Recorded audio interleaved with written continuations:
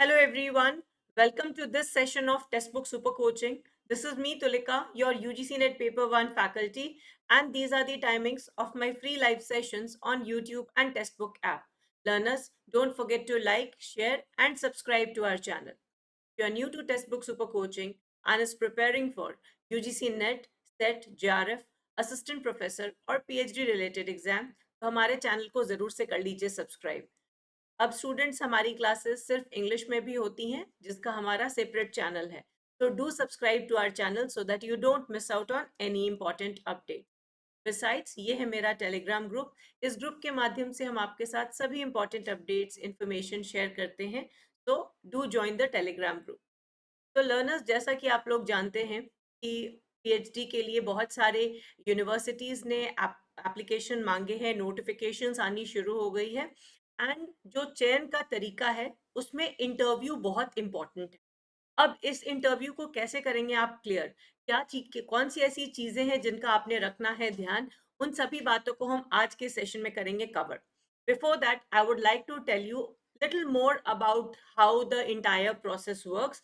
तो किस तरह से ये पूरा जो प्रोसेस है होता है उसके बारे में भी हम आपको जानकारी देंगे। कौन से टिप्स और ट्रिक्स को आपने ध्यान में रखना है ताकि आपका वहाँ सिलेक्शन हो जाए। तो लर्नर्स, जैसा कि आप लोग जानते हैं कि इस बार से जो यूजीसी नेट का एग्जाम हो रहा हुआ है, उसके जो रिजल्ट्स आने थे उसमें आपका पीएचडी का भी स्कोप बनना था। दैट मींस इसके बाद अगर कोई भी एडमिशंस होती पीएचडी प्रोग्राम में तो यूजीसी नेट के रिजल्ट के बेसिस पर हो सकती थी, जहां आपको रिटन एग्जाम नहीं देना होता और सीधे आप इंटरव्यू में जाते। हाउएवर, चूंकि रीनेट एग्जाम हुआ, एग्जाम्स के रिजल्ट्स डिले हुए, तो बहुत सारी यूनिवर्सिटीज में सेशंस फर्दर डिले ना करते हुए देखकर नोटिफिकेशन निकालना शुरू कर दिया। अब ये प्रोसेस कैसे शुरू होता है? सबसे पहले आप अपीयर होते हैं एक एंट्रेंस के लिए, रिटन एंट्रेंस के लिए, अगर आपने नेट सेट जेआरएफ नहीं क्लियर किया है अभी तक तो। और वंस यू क्लियर, एक बार आपका एंट्रेंस क्लियर हो जाता है तब बारी आती है इंटरव्यू की। तो अगर आपने नेट, जेआरएफ या एंट्रेंस कुछ भी क्लियर किया हो तो अल्टीमेटली आपने इंटरव्यू तो फेस करना ही करना है। अब इस इंटरव्यू में होता क्या है? इस इंटरव्यू में आपकी रिसर्च की बेसिक अंडरस्टैंडिंग चेक की जाती है, जो कि आपके यूजीसी नेट के रिसर्च एप्टीट्यूड का जो सिलेबस है उसी के इर्द गिर्द रहता है, उसके बियॉन्ड कुछ नहीं है। और जो दूसरी बहुत इंपॉर्टेंट चीज होती है कि आप अपना सिनॉप्सिस या प्रपोजल लेके जाते हैं, उस टॉपिक से रिलेटेड आपका जो भी पेपर टू का सब्जेक्ट है, ऑब्वियसली आप उसी सब्जेक्ट में करेंगे, तो उसकी जानकारी ली जाती है। तो आपने कैसे करनी है तैयारी, किन बातों का रखना है ध्यान जब आप कोई भी पीएचडी इंटरव्यू के लिए फेस कर रहे हैं और किसी भी प्रोग्राम के लिए आप पैनल को फेस करते हैं। ठीक है, तो जैसे मैंने आपको कहा, जो फर्स्ट स्टेज होती है वो होती है आपकी इंटरव्यू की। और इंटरव्यू आप तभी पहुंचते हैं अगर आपने नेट क्लियर किया हुआ है, सेट एग्जाम क्लियर किया हुआ है, जेआरएफ आपका क्लियर है, या आपने एंट्रेंस क्लियर किया है।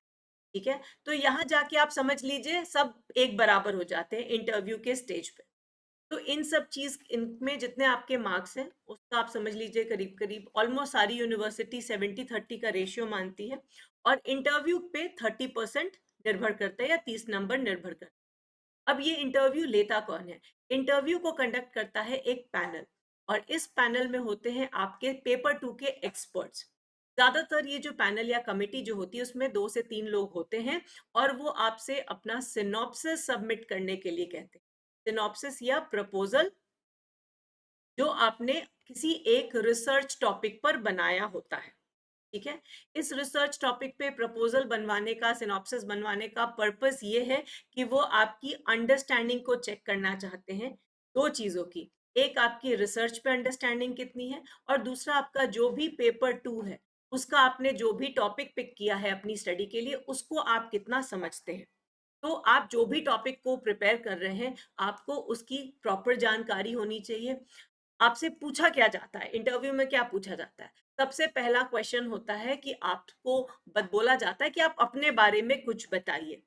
इसका मेन पर्पस रहता है कि वो आपके कम्युनिकेशन स्किल को चेक करना चाहते हैं, कॉन्फिडेंस को चेक करना चाहते हैं, और थोड़ा बहुत आपके एकेडमिक रिकॉर्ड को आइडेंटिफाई करना चाहते हैं कि आपका एकेडमिक्स अभी तक कैसा रहा।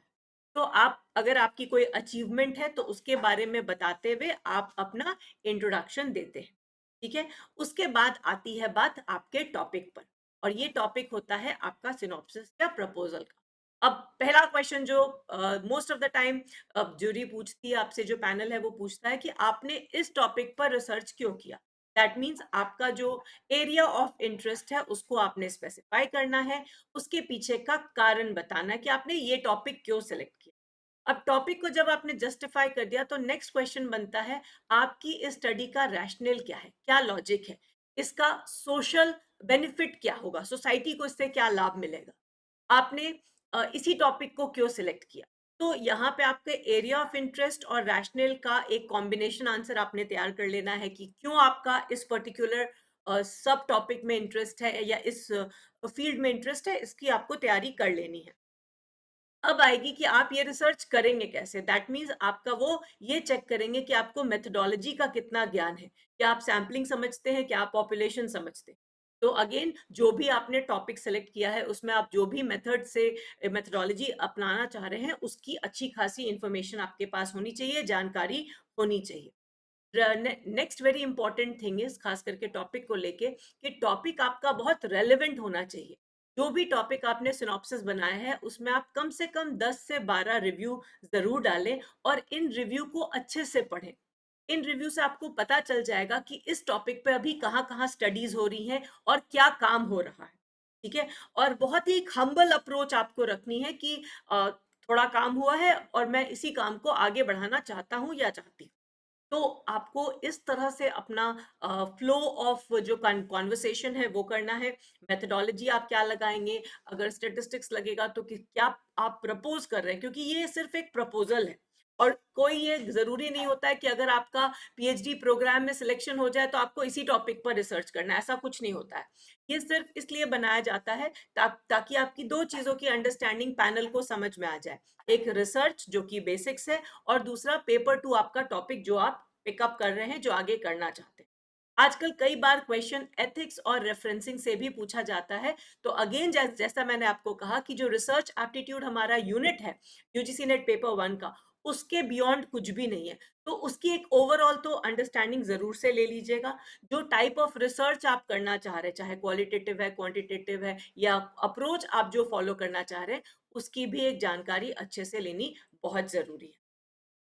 Now before I move ahead and tell you कि क्या है टिप्स और ट्रिक्स जो आपको ध्यान में रखना है before you face the panel learners, हमारे दिसंबर फाउंडेशन बैच 2.0 की क्लासेस लाइव जा रही हैं for paper one and paper two. तो तैयारी होती ही करवाई जाएगी, गाइडेंस सेशन आपको मिलेगा with latest exam pattern and syllabus. जैसा आप देख रहे हैं कि पैटर्न हमारा चेंज हो रहा है, तो प्रैक्टिस क्वेश्चन और स्ट्रक्चर्ड स्टडी मटेरियल नोट्स आपको प्रोवाइड किए जाएंगे, fully solved previous years questions और मॉक टेस्ट के साथ। साथ ही साथ आपको एक्स्ट्रा स्पेशल मेंटोरशिप मिलेगी for your PhD admission in top university. तो this is the right time अगर आप दिसंबर के लिए एनरोल करना चाहते हैं, so get yourselves in now. ज्यादातर जो हमारे पीएचडी कोर्सेज होते हैं, जैसे मैंने कहा, उसकी शुरुआत इंटरव्यू से ही होती है। तो आप इस अपॉर्चुनिटी का भरपूर फायदा उठा सकते हैं अगर आपने इन सब चीजों पे ध्यान दे दिया। ये अगर बातें आपने इस पे तैयारी कर ली, तो अच्छे से अच्छे इंस्टीट्यूशन में, चाहे वो प्रीमियम इंस्टीट्यूशन हो, डीम्ड यूनिवर्सिटी हो या सेंट्रल यूनिवर्सिटी हो, आप आसानी से अपना पीएचडी इंटरव्यू को कर लेंगे क्लियर। तो सबसे पहले आपको इन क्वेश्चंस का आंसर करना है। ये पीएचडी प्रोग्राम क्यों, why you want to do PhD from that university. तो आपको उस यूनिवर्सिटी के बारे में पता होना चाहिए, उसका सिग्निफिकेंस, उसका नैक ग्रेडिंग, एंड अगर एनआईआरएफ रैंकिंग है, इन सब के बारे में जरूर पता कर लीजिए। आपका रिसर्च एरिया और आपका इंटरेस्ट, आपका किन चीजों में इंटरेस्ट है, किस चीज को आप पढ़ना चाहते हैं, उस पर आपकी क्लैरिटी होनी चाहिए। बहुत नॉलेज की जरूरत नहीं है, मगर आपको बेसिक समझ जरूर होनी चाहिए जिसके बारे में आप डिस्कशन कर सके। अब आपके उस फील्ड में अभी क्या इंपॉर्टेंट चल रहा है, ऐसे कौन से बहुत बर्निंग इश्यूज हैं जिस पे रिसर्च करने की जरूरत है। तो इंपॉर्टेंट इश्यूज आपके फील्ड से रिलेटेड, और आपने जो अपना बनाया हुआ है प्रोफाइल पूरा, जिसको हम रेज्यूमे कहते हैं, उसके बारे में अगर बीच में कोई क्वेश्चन किया जाए आपके एकेडमिक्स के बारे में, या कोई अगर गैप है आपके एकेडमिक में, तो उन सब चीजों के बारे में भी आपने अच्छे से तैयारी कर लेना है। End of course statement of purpose, आप ये टॉपिक क्यों करना चाह रहे हैं, कैसे आपके इंटरेस्ट से ये रिलेटेड है। क्या आपको इस टॉपिक में कोई ग्रांट्स मिल सकती है? क्योंकि आप जानते हैं कि सोशल साइंसेज़ रिसर्चेज़ जब हम करते हैं तो बहुत सारी फंडिंग एजेंसीज़ होती हैं जैसे आईसीएसएसआर और भी बहुत सारी इंस्टीट्यूशंस होते हैं जो कि फंड करते हैं। तो क्या कोई स्कोप है कि फ्यूचर में आपको इस तरह के फंड्स मिल जाएँ? आपका अगर अभी तक का कोई भी टीचिंग या मेंटोरिंग एक्सपीरियंस रहा है, उसको भी आप ज़रूर से शेयर करें अपने इंटरव्यू के दौरान। ये भी बहुत इम्प्रेस करता है पैनल को। और आपको क्यों चुना जाए? आप इस पीएचडी प्रोग्राम को कितने अच्छे से जस्टिफाई कर सकते हैं, तो आपको यहाँ पे देना होता है अपने स्टडी का रैशनल और किस तरह से आपकी ये स्टडी सोसाइटी के लिए बेनिफिशियल रहेगी और आप उस यूनिवर्सिटी के अंदर करके कुछ नया सीखना चाहते हैं, राइट? कई बार ऐसा होता है कि आपसे पूछा जाता है कि आपके मन में कोई सवाल है तो पूछिए, तो उस समय जनरली लोग ब्लैंक हो जाते हैं। तो एक आध क्वेश्चन ज़रूर तैयार करके रखिए कि जो पीएचडी प्रोग्राम है, उसके बारे में आपके मन में जो भी जिज्ञासा है, इंक्विजिटिवनेस है, उसको आप पैनल के सामने अगर रखते हैं, तो पैनल को भी लगता है कि आप इंटरेस्ट ले रहे हैं, आपको थोड़ी बहुत जानकारी है और आप जानना चाहते हैं। तो ऐसा कोई भी ऐसा इसमें से टॉपिक नहीं है जो नहीं आपसे पूछा जा सकता है।